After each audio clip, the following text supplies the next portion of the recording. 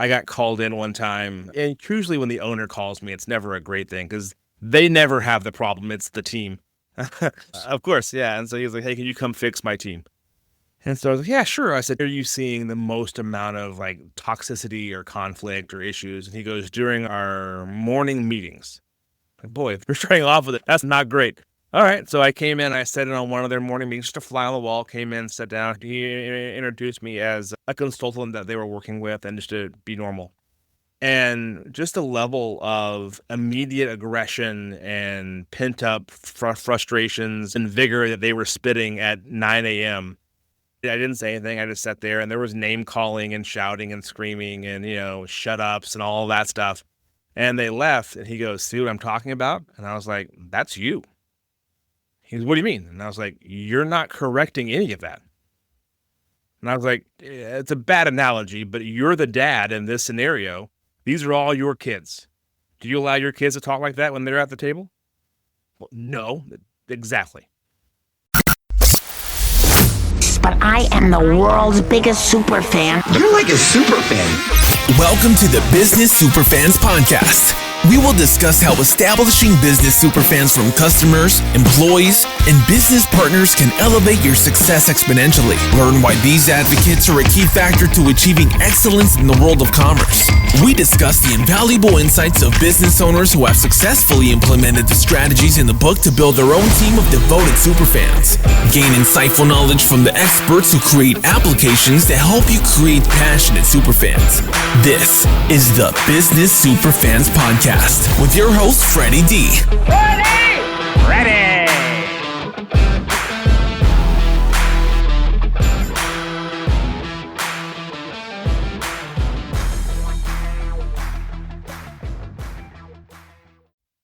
Hey, superfan, superstar, Freddie D here. In this episode 119, we're joined by Joshua Hart, a remarkable communicator and conflict resolution expert whose journey is as inspiring as it is impactful.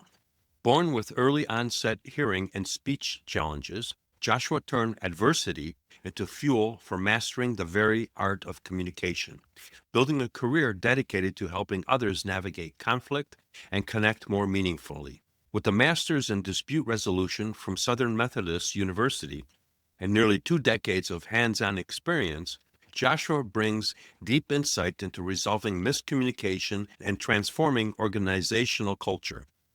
He's the director of operations at a public relations firm, founder of Joshua Hart Consulting, a certified mediator, and even holds an advanced facilitation certificate from the United Nations. Joshua is a storyteller, strategist, and facilitator who sees every challenge as an opportunity for growth. Get ready for a conversation filled with wisdom, real-world strategies, and a kind of insight that only comes from someone who's lived the power of communication firsthand. Welcome, Joshua, to the Business Superfans Podcast. How are you this afternoon, I'm doing Joshua? good. Thanks for having me on. Yeah, we're excited. So let's go back to the beginning. And what's the whole backstory of how you came up with the organization that you're with now, which is basically you? Yeah, so I would say for me, I've always had the desire to want to help people. So early on, I was always wanted to be a police officer or a fireman, as most little kids do. And as I got older, I started to go into thinking about theology. So my dad's a pastor. My grandfather was a pastor. So obviously, I too have to be a pastor. So I found a good theology school to go to, and I started studying theology, and I'm going to be a full-time man of the cloth. About 1.5 years into that, I realized there's other ways to serve than full-time ministry. So I ended up going into communications, and then I found myself really kind of clinging to family conflict. I really started falling in love with people that are in turmoil and they're struggling and they can't quite see eye to eye and get on the same page. But again, nobody told me that a 23-year-old who hasn't been married and has no kids would be a horrible marriage counselor. So I ended up struggling for a while, ended up in radio by an accident. And I spent 13 years doing morning show radio, really loving all of that. But in the middle of that time period, I realized I needed to figure out what my second act was going to be. Even then, I saw radio was kind of waning. And so I went back to school and got my master's in conflict management. and I was going to do mediation arbitration and go back and start working with families and helping them through those points of time. But I realized that I saw a bigger picture for how people communicate. And so I got into the generational issues, the company culture issues, the crisis management issues, and have really been doing that since almost 10 years now. A little over a decade of working with companies and organizations, helping them when they feel like they're at a loss. I come in sometimes when they're in full fire mode, sometimes when everything's going great and they just want a quick buffer on company culture and, hey, come in and do a talk about better communication. It's always good to keep people moving forward and keeping all that stuff going. And then sometimes there's an issue that is broken down between two managers or two employees, and I come in and I help facilitate that situation to get them to a better place so that everything can kind of run on time. Wow, what a background. What a story. Yeah, so, And that's the 500-foot view of the last 30 some odd years of my life. wow. But important because it's really brought you where you are today. For sure. So that's the important part of it, is that those experiences and those challenges really positioned you to be able to do what you do in a much better way, because you have a different perception of things that had you not gone through that journey, you wouldn't be there. Yeah. And, I often tell people when they're talking about like, oh, what was crisis management or what was your master's degree like in conflict management?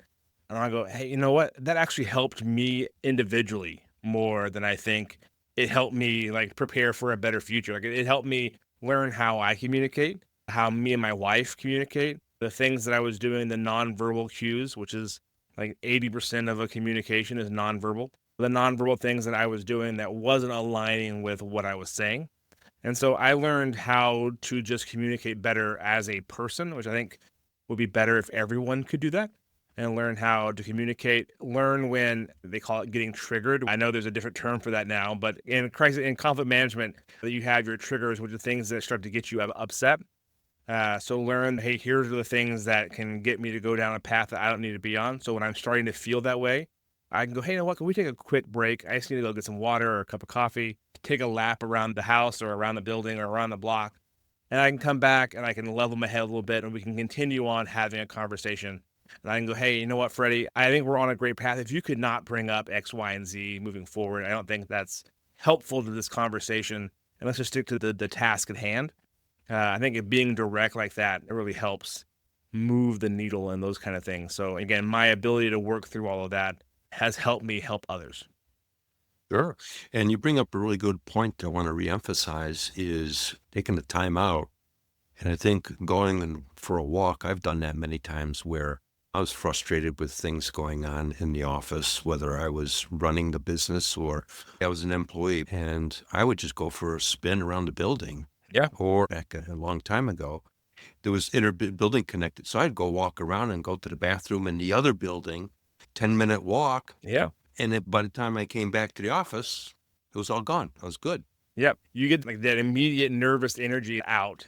You're able to kind of go, hey, let's sit down and let me address this just so you know. I don't want to take this path of conversation right now. I'm not saying it's off limits forever, but for right now, I want to focus on this particular thing.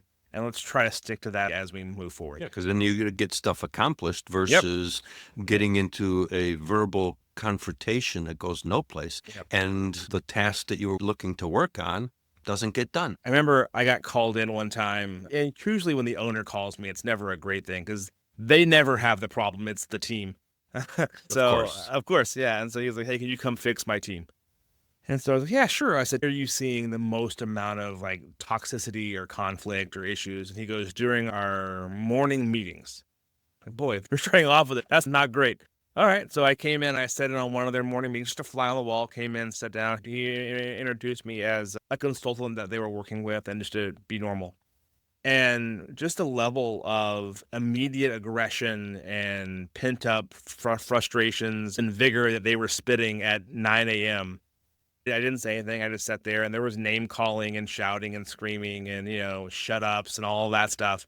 And they left and he goes, see what I'm talking about? And I was like, that's you. He goes, what do you mean? And I was like, you're not correcting any of that. And I was like, it's a bad analogy, but you're the dad in this scenario. These are all your kids. Do you allow your kids to talk like that when they're at the table? Well, no, Exactly. Right. Allow bad behavior to happen, bad behavior happens. Hurt Yeah. feelings lead to people feeling defensive. They feel defensive.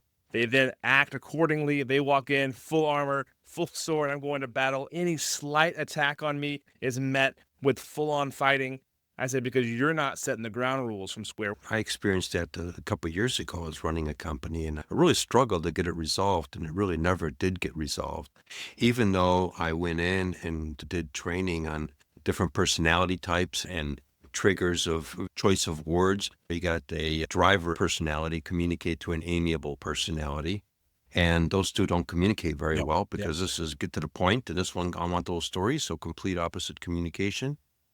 But it starts off, the issue was that people came in with that body language was the part that set the tonality of it, and then it just spirals out of control because just like you said, they come in with an attitude. Yeah. And even though they don't say a word, you can tell the arms crossed, looking straight ahead, not paying attention to anybody. Yep. And it just makes everybody feel weird, and it just snowballs. Yep. It goes out of control very fast. You're absolutely correct. So that was one of the things that we worked on. The way that we were able to help that, we didn't do the personality test. What I did do was I made everyone put outside of their little cubicle, when you greet me, I want you to be to the point, be brief, be whatever. So if you're going to their cubicle because you need something, you have to follow their rules for their cubicle. Addressing their personality. Yep. type, in a sense. So if I'm going to someone else, even though I may be direct, straight to the point, getting it out, but they go, hey, I want you to ask about my family. I want to have a conversation, talk in complete sentences, like those kind of things. Then you know what to expect and you know what you're supposed to be doing. And so there was that component of it. And then with the worst offender, the guy who was doing the name calling, he did get let go just to set a standard. I told him during the termination, because we gave him full severance, I was like, this isn't your fault. You were a person who was allowed to behave poorly for a long time, and I'm not sure you're able to get trained. So I hope in your next job that you go into, you realize this is not how you treat people. This isn't how you talk to people. This isn't how you behave. Absolutely spot on. Because one person, and this is important for listeners, can poison the whole company. Yep. One of the things I talk about is that energy, that negative energy creates a tonality. You got a prospective customer calling in and you got someone that's really unhappy about the workplace and everything else. You can't hide that. No. It's going to come across on the phone. It even comes across, people don't realize, it comes across in the words you choose in your email or text message. Mm-hmm. You can tell that it's just worded with frustration. And that doesn't create what I call super fans, because now you got a prospect that says, that was a weird phone call. I'm not sure about this company. Or you got an existing customer who's got a problem and the person just doesn't really care. And did I really make the right decision with this company? Maybe I should look at somebody else. I mean, these things happen. Yep. And I think that's a really big, it's hard to teach emotional intelligence. Which is why I think like the people that you see out on the road, like good salespeople, a good salesperson isn't someone who knows your services and can pitch it and can persuade you and trick you into buying something. To me, a good salesperson has high emotional intelligence and can talk to you and make you feel like you're being heard and can hear the concerns that you're having and then know how to match those concerns with the offering that we have. Here's the itch I'm hearing you talk about. Here's the solve that can work for that. Out of the way. Well, let's go further, because I've been in sales for a long time. It's really a conversation of what their objectives are. A good salesperson doesn't really promote product. They're looking to understand where that company is going. What are their goals? What's the objectives? Yep. And then how can you help them achieve those objectives? And sometimes it may be that now that you understand your objectives, the solution you got's not the right solution. And you got to be able to say, what I have doesn't work, but I know someone that can. And you end up creating a super fan out of that customer, even though it's not your customer. You got credibility up to the wazoo, and they're going to refer you when they know somebody that may use your service all day long. That's a great point. So Again, I don't have a sales team. I'm kind of a one-man shop. I work for a couple of other companies that I sit in and I help them out on different projects. Some of them for a year or two, some of them for 4 or 5 years. Just kind of depends. But I'm still always kind of selling myself the back end. But I'm not really selling myself as much as I'm hearing what they're looking for. There was a customer that wanted me to teach DEI. I have the knowledge to teach DEI, but also I'm smart enough to go, hey, you don't want me in front of your 200 employees talking about diversity and inclusion as a middle-aged white guy. It's a really bad look for you. Just free tip. That's a bad look. But I have a guy who does this all day long, is great at it. Let me go ahead and refer you to him and he can get it done for you. And that guy has referred me 2 or 3 other clients outside of that have worked exactly for what I do. Became your super fan. You just validated what I just said. Yep. He became your super fan because of your credibility. Yep. And in turn, it came back tenfold. Yep. Yeah. I think one of the things for me is I don't do any advertising. I really can't market the companies that I've worked with because most of them, when I'm coming in, I'm signing NDAs because of the things that I'm handling. They don't really want advertised. So all of my stuff is word of mouth. Hey, you help so-and-so, and me and him are in the same CEO networking group, and maybe you can help me. Or, hey, I always ran into this guy at the club, and he gave me your car. It's all that, which is great. Do you think I work really hard at making sure I don't leave until I have made sure the person that I'm working with feels better in some capacity? Like, I can't solve everything, but have I made it better than what it was? Are you at a point right now where you are able to operate without feeling that a lot of CEOs I talk with or managers I talk with will talk about when they walk in the door and they just feel knots in their stomach? If you don't feel that, I think I've done my job. And it may not be perfect. There may be tons of issues that are going on, but you don't turn the Titanic in a day. Nope. It's going to take a couple times, and I'll go ahead and schedule me out for 6 months from now to come back in. And we can do a tune-up and then turn a little bit more. And then maybe 4 years from now, everything is going great. But I think a lot of things I see that people make the mistake of in this field especially is they want to come in and go, I want you to fix everything. And I want everyone to be holding hands and singing Kumbaya and loving each other. And that doesn't always have to happen. It's not going to happen. Yeah. It's not right away. Yeah. It's going to take some time. One of the things that I've seen, and I'm sure you have too, is really, it all begins in the beginning. Yeah. It's how you bring on board people. I worked with a company, and they would bring people on. They would train them verbally, okay? No SOPs, no nothing, just verbal training. And then they'd turn them loose.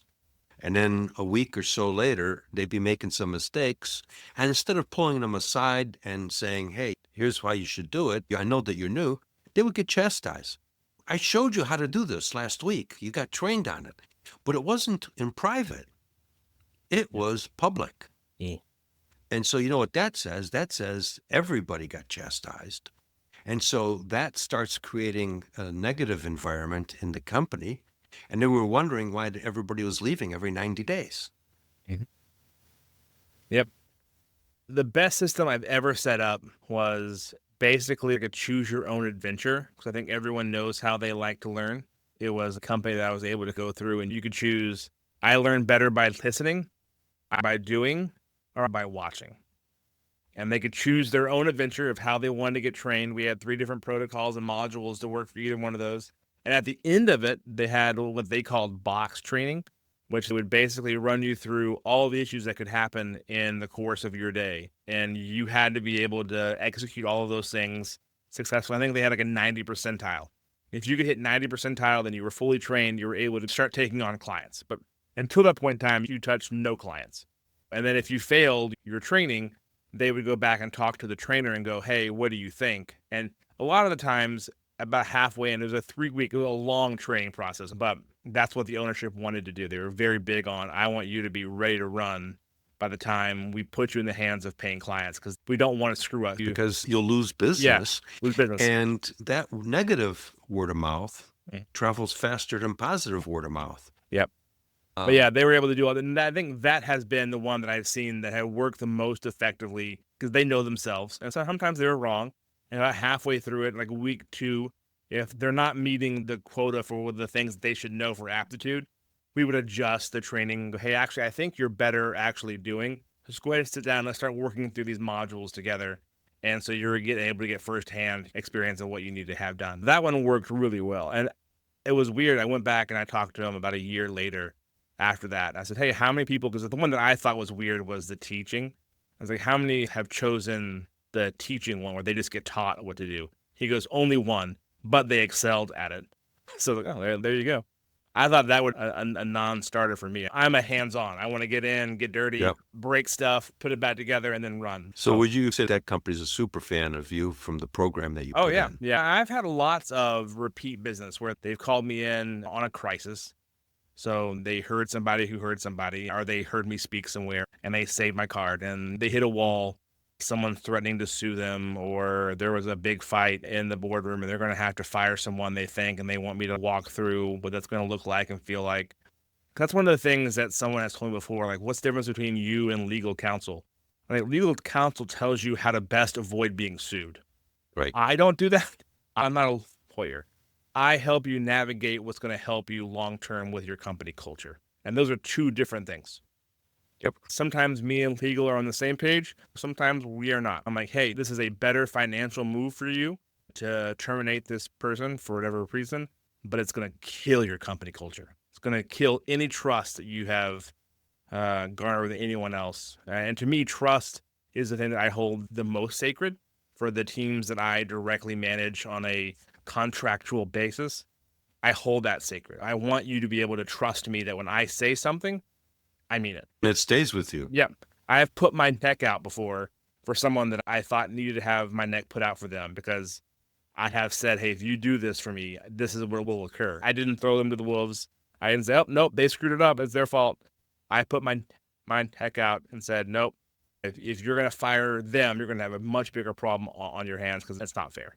And I think those kind of things for middle management is important to develop trust. When I'm teaching middle managers, it's like, hey, you need to be the one who stands in front of bosses or whoever and go, hey, as long as you do what I'm asking you to do, I will take the heat. If you get out of line, if you go and do your own thing, if you go off the reservation, I can't help you. As long as you're following protocol and you're meeting expectations and you and I are in sync, I will never let anyone come in and fleece you over a mistake that was made by me. That's where I see a lot of middle managers who are afraid of getting in trouble. And so they have no problem.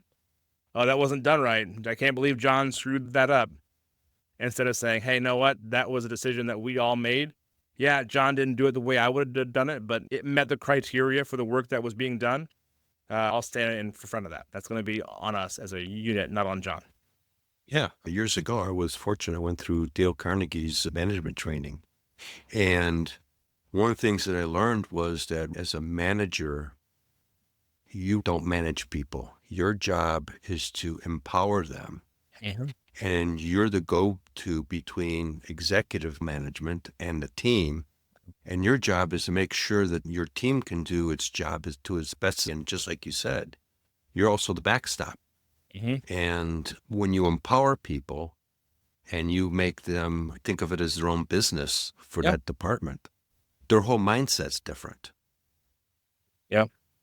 Their whole approach is different. I was laughing. I was out talking, and I remember I was telling about a time I was meeting with a family-run business. You know, dad, daughter, wife, son, they all were the higher-ups in the company. And they were talking about, you know what, we want to have a company of leaders. We want to have a leader mindset company. They read all the books, and they're like, hey, this is what I want. I was like, well, great. Let's get it done. But they didn't want that because they didn't want any pushback. They didn't want anyone having any ideas outside of what they wanted to mandate, what the actions were going to be. That's not a leadership mindset. And leadership mindset is me being okay with you doing a task the way that I would never do it. But the goal is to get into the end zone. I don't care if you run, pass, walk backwards, jumping jacks, sprint, cartwheels. Doesn't matter. Yeah, if you get in the end zone, it's a win. But they wanted to micromanage how that process. You can't do that and expect to have a company of people who are leaders. So having a company of leaders is hard because you got to deal with people who are very opinionated about how things should be and why it's important to them. And you got to compromise and negotiate. And for some leaders, that's a bridge too far. Like, why do I have to change what I want? Because they're the ones doing it. Right. So that's why I say, hey, they're the ones that have to do it. So here's where I want you to end up. Here's the time frame in which you have to get there. Don't break any laws, but other than that, go crazy. And if you're not, I think you're putting a lot of pressure on yourself for things that you can't control. And you're going to be stuck in the same position quarter after quarter after quarter, just micromanaging the 5 teams or the max level that you can do, managing those teams, trying to get them to run the plays you want to run. Sure. And the other thing is that you can put somebody in a position that you don't think would actually be very good in that position. And a lot of times they will surprise you because they'll step up their game and all of a sudden think differently and come up with solutions and ways to handle it that you would have never thought. They came up with it. They own it. It's their idea. Yeah. And I've taken to the point where I've says, hey, man, that's a brilliant approach. Thanks for coming up with that. And they feel like a rock star. Yeah. And the company ends up scaling. Yeah. And I think that's the beauty to me. So whenever I have people who are coming in here and they're upset and they're nagging me about whatever, and this process sucks, and this, like, hey, great, fix it. I'm not married to any of this. This is what I think would work. It's the way that I would do it if I was in your shoes. But if you got a better way, let's do it. And I think that kind of mindset and that kind of leadership of empowering people. And then again, knowing that as long as I see the attempt and the try is there and they fail, failure is fine. As long as there's intention, like here was what my intention was. I'm not just like shooting in the dark. I have a strategy. I have a plan. It was thought through. It was executed. It just didn't work. I'm fine with that. What I'm not fine with is not trying and just sitting back and waiting for things to happen that don't happen. And those are the people that tend to leave the organizations that I'm consulting with. Well, they'll weed themselves out. Yeah. Because the people that you do empower, and then they start to come up with ideas and take their department and grow that department. I've worked with a company where the person almost quit twice. I talked her out of quitting because of the owners of the company. And then when I took over the company, I empowered her and says, okay, you're going to somewhat run this department. And she's like, what, me? Yeah, you. And she was dealing with depression issues as well. Yeah. And I started giving her more responsibilities. And then I turned around and says, okay, come up with ideas to, how can we grow this department? And we grew that department from under $100,000 in revenue in a year to $225,000. And she was instrumental in that. Yeah. And that wasn't what the position that she was hired for. I moved her into that position because she wanted something more challenging. And I just empowered her, and that's what happened. Yeah. When I go into like companies, organizations that I don't understand the tech world very well. I'm not a tech savvy guy, but I've gone into organizations that were very heavy coding and tech and all the IT stuff. And I'll be meeting with people and they're like, why are you talking to me about managerial stuff? You know nothing about what I do. I don't have to know what you do. I said, I have to give you the resources to do it. I said, we have to know what the end result is going to look like and what it's going to accomplish. As a matter of fact, it's probably best that I don't. But we're going to agree on a timeline. We're going to agree on a course of action. And we're going to get all of this stuff done and we're going to push forward. And at the end of the 3 weeks, when we meet back, if everything is done, thumbs up all the way around. But you're an adult. I'm an adult. I'm going to keep each department doing what they're supposed to be doing. And if you need something, come to me. I'll get you whatever it is I can to move everything forward. That's all. I don't have to know how to code to manage a coding department. I managed a web team for a year and a half. I know nothing about building websites, but I know how to do organization of, hey, we're going to be building this. Let's settle on an agreement of how long it should take to make a page with X, Y, and Z. Okay, so now this is an X, Y, and Z site. We all agreed that takes 2 days. Okay, great. 2 days, 4 days, 5. So 6 days, this should be done. We all agreed. Okay, let's go. I just know how to put it into a big picture and get it all kind of stuff run, and then make sure that we're communicating properly along the way and building better communication systems to make sure everything works. I think some things that managers overlook is, and one of the quotes in my book is, people crawl through broken glass for appreciation and recognition. And I don't think it's given enough in corporate America. We take things for granted. And one of my other quotes is, the little things are really the big things. and turn around and saying, hey, Joshua, I really appreciate that extra effort that you put in on this particular project. And you know what? I want to take a moment and I want to get everybody to recognize the fact that because of Joshua's efforts, we punched through this particular challenge, recognizing everybody claps and all that stuff. You feel like a rock star. Yeah. But what that does is that empowers everybody else. They go, wow, this is a cool place. Yeah.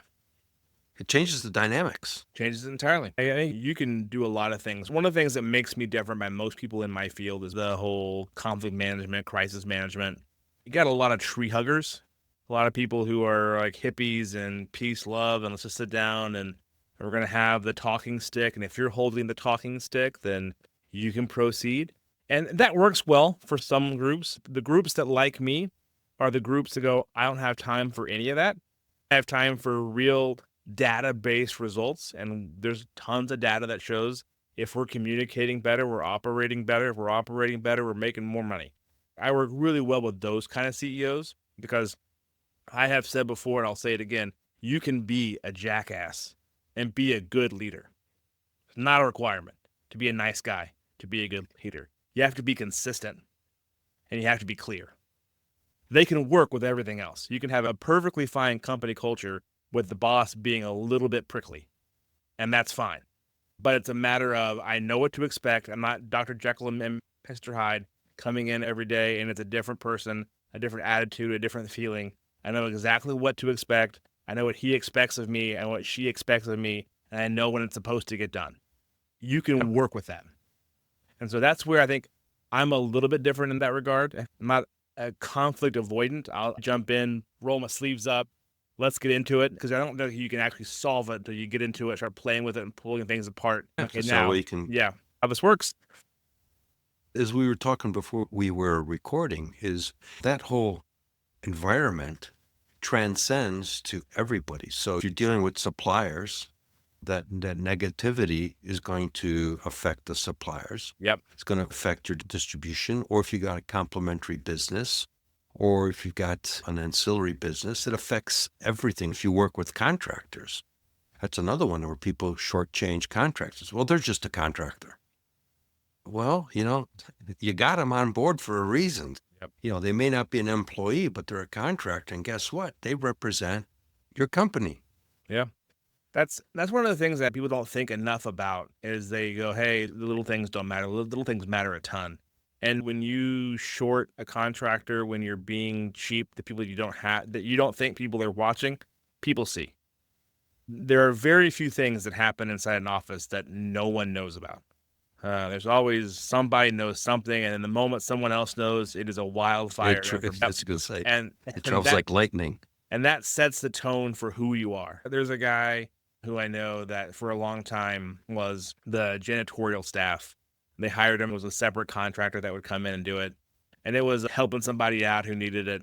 And he wasn't great at it, but, he had 2 kids who were going through some stuff and he was trying to get some things under control. And I think they were trying their best, but it wasn't great. But that CEO kept that person on payroll for much longer than they had to.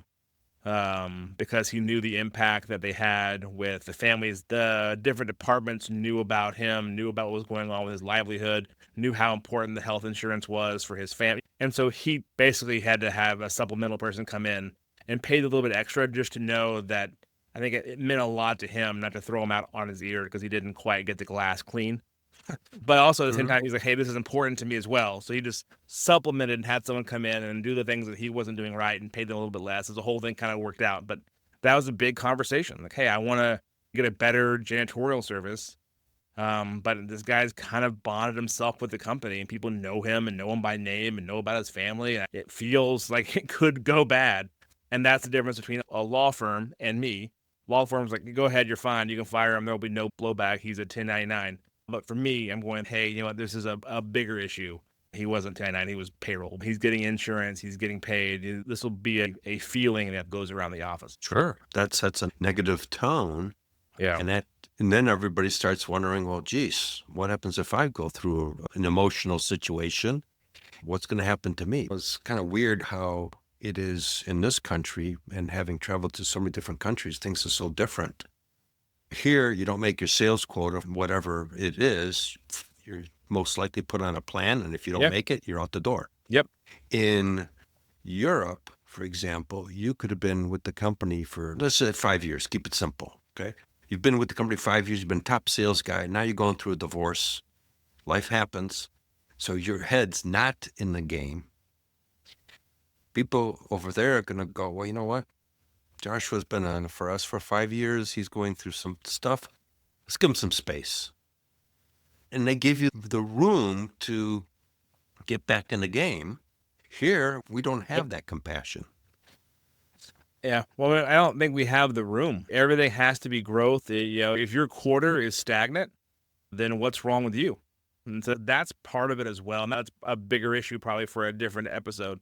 The mentality of if you're not constantly making money, then you're failing has got to be something that we address as a society in the U.S. You go to Japan, they think 100 years out. Yeah. They go 100 years out. That's their plan. Then they work things backwards, but they're playing the long game. And so that's where I learned some of that was the fact that, hey, they've been with us for 10 years. They're going through a life event. Give them some space. They'll be back. Yeah. Everything in America has to be 300 miles an hour. And I have often told people, hey, if you're going 300 miles an hour, there are no small accidents. If you're going that fast, you break stuff really fast. And so that's why it's so important to have good strategy. It's important to have a good plan. It's important to have your communication model set in place. Hey, if you are starting to feel this way, here's where you go. Here's what you do. And this may or may not surprise you. I work with a large, they have like 3,000 nationwide employees. And I got called in because there's one department that they said, man, we struggle with this one department. We fired everyone, bring them all back in, and it's still broken. Like no one knows what to do. I sat down with them, and my first meeting, there was like 5 people in this department, and they were admin roles, like they were assistants. None of them knew who they reported to. None of them had any idea who their direct supervisor was. That's a problem right off the bat. Yeah. They all had guesses of who it was. They were all wrong. One person thought it was him. He thought he ran the department. It was just like utter chaos because you take people whose job is to support your sales team and you throw them and go, hey, it should be easy. You just support the salespeople. But they had no idea who to report to, what was right, what was wrong, how to do it. No training because they thought you're just the assistant. So the salespeople will tell you, well, the salespeople were barking out orders left and right, mad that stuff wasn't getting done the way they wanted to get it done because Scott likes getting his files done this way and his reports back this way. Sally wants her stuff done back this way. I have solved it in less than 20 minutes. Here's your problem. And they couldn't believe it when I was sitting down going through the team. They couldn't believe that no one knew who the manager was. They have no idea. You have taken 5 people, you've hired them and thrown them into a corner where it is, again, every day they have their vest up because all they do is get yelled at. They get yelled at for 8 hours straight, 5 days a week, and you wonder why they quit. I'm surprised they've lasted 2 weeks. That's baffling. These are soldiers. You got some great employees over there. So we were able to solve that and fix it and put in plans in place. But again, they just wanted to run. Well, when you're running that fast, you break a lot of stuff if you're not careful. And you're going by so fast you don't see stuff. Yeah, you don't see it because you're just sprinting. I'm not worried about my sales assistants. It's a $35,000 job. I'll hire 4 more tomorrow. But nothing runs right because you're not fixing that one thing. You're spending more money and you're losing more money. Yep, everything gets blocked right there. So your funnel for execution is 0 because everything stops. That one $35,000 employee that you talk about. So I love what I do because it's part problem solving, it's part crisis, it's part communication, it's part counselor. I love the work that I get to do day in, day out, and the people that trust me to allow me to do it. It's great. You're basically making the machine operate. Yeah. And to put it in a very simple way, but you keep the machine running. Yeah. I'm the really bad mechanic who doesn't know how to fix a car, but I can plug it into the dashboard and go, hey, it says here that, I don't know how any of you guys do what you do in a manufacturing company, but I can tell you where your problem is. Your problem is in this part of the company where everything is going to die. I meet with 10 people, have 10 conversations, and I'll tell you right away what's going on. Yeah. Joshua, it's been an extraordinary conversation. We could probably talk on this for days. Hours. Yeah. So how can people find you? I really not very social. That's on me, but I am on LinkedIn quite a bit. So it's Mr. Joshua Hart on LinkedIn. You can also find me at Josh Hart Consulting on LinkedIn. You can go to my website, joshhartconsulting.com. or email me at josh@joshhartconsulting.com. Yeah, we will make sure that that's into the show notes. And thank you so much for your time. And we definitely look forward to continuing the conversation on another day. Thank you, sir. All right. Thank you. Before we wrap, here's your quick debrief. Every conversation focuses on a single pillar of the Superfans framework. 9 road-tested steps that turn a spark of possibility into unstoppable, scalable prosperity. The 9 pillars. S, start, strategic positioning and purpose. U, unite stakeholder synergy. P, propel magnetic messaging. E, elevate every stakeholder experience. R, rally referrals and reputation. S, foster financial fitness. A, automate for exponential leverage. N, nurture lifetime loyalty. S, scale and sustain prosperity. Each episode concludes with a Superfans Success Spark, a practical guest-driven action distilled from today's conversation that you can implement within 24 hours. Follow the 9-episode cycle, apply every spark, and you'll build a proven playbook for turning stakeholders into loyal superfans, accelerating referrals, reputation, and revenue.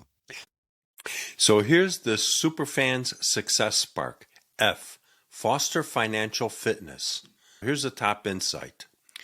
If we're communicating better, we're operating better.